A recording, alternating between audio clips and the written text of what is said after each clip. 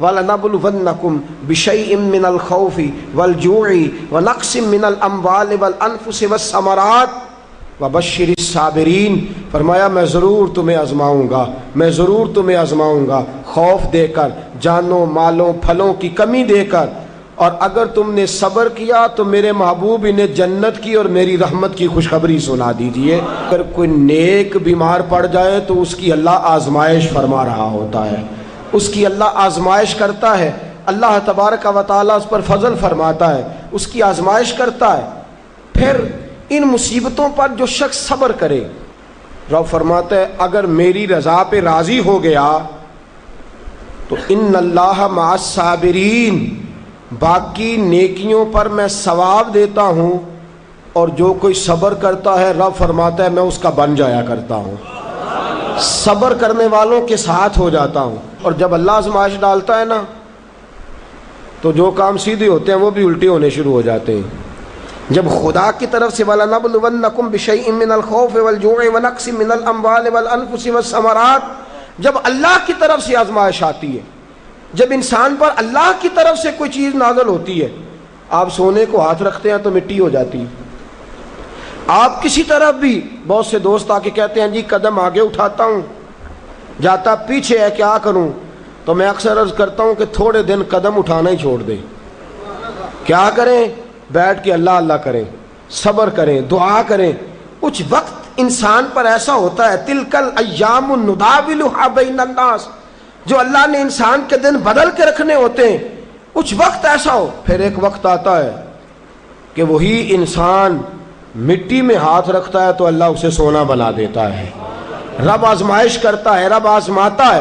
جو لوگ مصیبتوں پر صبر کرتے ہیں، جو لوگ مصیبتوں پر صبر کرتے ہیں، سید عالم نور مجسم شفیع معظم صلی اللہ تعالی علیہ وسلم نے فرمایا، رب فرماتا ہے ایک بندہ اللہ کی بارگاہ میں کھڑا ہوا، قیامت کا دن ہے، فرشتے نامہ اعمال کھولنے لگے۔ اللہ نے فرمایا فرشتوں تمہیں پتہ ہے میں نے اسے دنیا میں بڑے دکھ دیے تھے، اس پر بڑی آزمائشیں آئی تھیں، اس نے زندگی بڑی تکلیف میں گزاری تھی، تمہیں خبر ہے؟ یا اللہ ہم جانتے ہیں، بڑا صابر ہے، بڑا صابر ہے، اس نے صبر کے ساتھ وقت گزارا، صبر کے ساتھ اپنے اوقات کو طے کیا۔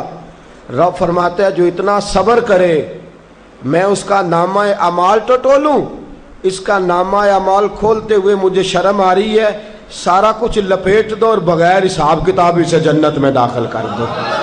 یہ صبر کرنے والا ہے، یہ صبر کرنے والا ہے۔ بڑی خوبصورت حدیث، بڑی، بخاری شریف میں موجود ہے۔ بخاری شریف کی یہ حدیث ایسی ہے جسے میں جب بھی پڑھتا ہوں میں چوم لیتا ہوں۔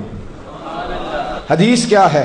رسول کریم صلی اللہ تعالی علیہ وسلم نے فرمایا، رب فرماتا ہے ایک بندہ ہے اس کو میں نے آنکھیں نہیں دی، اس کو میں نے آنکھیں نہیں دی، اندھا ہے، پیدائشی اندھا ہے یا بعد میں کسی وجہ سے ہو گیا، اس کے پاس آنکھیں نہیں، لیکن اس نے زندگی بھر صبر کیا، اس نے زندگی بھر صبر کیا، صبح قیامت وہ کھڑا ہوا تو رب کریم نے فرشتوں سے فرمایا، فرشتوں اس کو میں نے آنکھیں نہیں دی، بیچارہ نہ بیٹی دیکھ سکا نہ بیٹا، نہ باپ دیکھ سکا نہ ماں، یہ کوئی دنیا کا نظارہ نہیں کر سکا، تم بتاؤ اس کا اجر کیا ہے؟ فرشتے کہتے ہیں مولا جنت کا اعلیٰ درجہ دے دے، اللہ اسے بے حساب بخش دے۔ تو رب فرماتے اس نے ساری زندگی بغیر آنکھوں کے صبر کیا ہے، اسے صرف جنت نہیں ملے گی بلکہ آج اسے اس کا رب اپنا دیدار بھی کرائے گا۔ فرمایا قیامت میں لوگ جنت کے نظارے کریں گے اور یہ اللہ کا دیدار کرے گا، اس کو رب کریم کے جلوے دکھائے جائیں گے، اس لیے کہ یہ صابر رہا۔ اور میرے اعلیٰ حضرت فاضل بریلوی رحمۃ اللہ علیہ فرماتے ہیں جو صابر ہوتا ہے نا، توجہ ہے آپ کی، میری بات کی سمجھ آ رہی ہے؟ اعلیٰ حضرت فرماتے ہیں بڑا قیمتی جملہ، فرماتے ہیں جو صابر ہوتا ہے وہ سکون میں ہوتا ہے۔ شیخ سعدی رحمۃ اللہ تعالی علیہ کے پاس ایک شخص آیا، کہنے لگا حضرت جی دیکھیں نا میرے پاس اتنے بھی پیسے نہیں کہ میں جوتے لے سکوں، فرمایا صبر کر اللہ دے گا۔ کہنے لگا جی صبر ہی کیا ساری عمر، اس نے جوتے لینے کے برابر بھی پیسے نہیں دیے، ننگے پاؤں پھیر رہا ہوں۔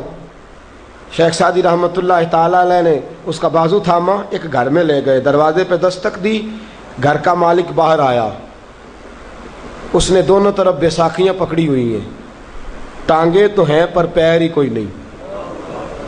فرمانے لگے بتا یہ اچھا ہے کہ تو، کہنے لگا جی میں آپ سے بھی معافی مانگتا ہوں، اپنے رب سے بھی معافی مانگتا ہوں۔ نبی پاک صلی اللہ تعالی علیہ وسلم نے فرمایا خدا اگر تجھے مصیبت دیتا ہے نا، اور ان مصیبتوں پر جب اللہ تجھے قیامت میں اجر دے گا تو تیرا دل چاہے گا کاش سکون ہوتا ہی نہ، آزمائشیں ہی آزمائشیں ہوتی، تو وہ اجر دیکھے گا۔ وہ کسی دانشور نے کہا تھا کہ میرا باپ انتقال کر گیا، 6 مہینے گزرے تو میرا 18 سال کا بیٹا بھی انتقال کر گیا۔ کہنے لگے میں نے اپنے 80 سال کے باپ کا جنازہ اٹھایا تو میری کمر نہیں جھکی، لیکن جب 18 سال کے بیٹے کا جنازہ اٹھانے لگا تو میری کمر جھک گئی، اور رو کے کہنے لگا لوگو باپ کا جنازہ پڑھنا آسان ہے، دعا کرو کسی کو بیٹے کا جنازہ نہ پڑھنا پڑ جائے، بڑا مشکل کام ہے، بڑا کٹھن مرحلہ ہے۔ حضرت ابو ہریرہ رضی اللہ تعالیٰ عنہ فرماتے ہیں اللہ کے محبوب صلی اللہ تعالیٰ علیہ وآلہ وسلم کے صاحبزادے جناب ابراہیم علیہ السلام فرماتے ہیں حضور کے صاحبزادے آپ رات کو جب ان کی ولادت ہوئی تو نبی کریم علیہ السلام ہمارے درمیان آئے۔ جاگیے ذرا غور فرمائیے گا بات پہ۔ سید عالم صلی اللہ علیہ وسلم تشریف لائے اور ہم نے حضور کے چہرے کو چمکتے دیکھا۔ ہم نے کہا یا رسول اللہ موڈ مبارک بڑا اچھا ہے، حضور کوئی خیر کی خبر ہے؟ فرمایا مجھے مبارک دو، اللہ نے مجھے بیٹا عطا فرمایا ہے۔ فرماتے ہیں اگلے ہی دن، ایک روایت ہے کچھ عرصے کے بعد، ایک روایت ہے اگلے ہی دن ظہر کے بعد میرے محبوب نے پیار کرنے کے لیے بیٹا اٹھایا اور صاحبزادے کی سانسیں اکھڑنے لگی۔ رسول پاک کے صاحبزادے نبی پاک کے مقدس ہاتھوں میں سانسیں اکھڑ رہی ہیں، حضور کے دستے مبارک میں صاحبزادے نے وصال کر دیا۔ آنکھیں بند کی تو نبی کریم کی مقدس آنکھوں میں آنسو آئے۔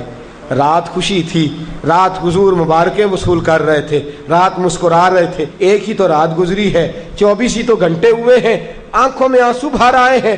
حضرت عبداللہ ابن عمر رضی اللہ تعالیٰ عنہ عرض کرتے ہیں یا رسول اللہ آپ رو رہے ہیں؟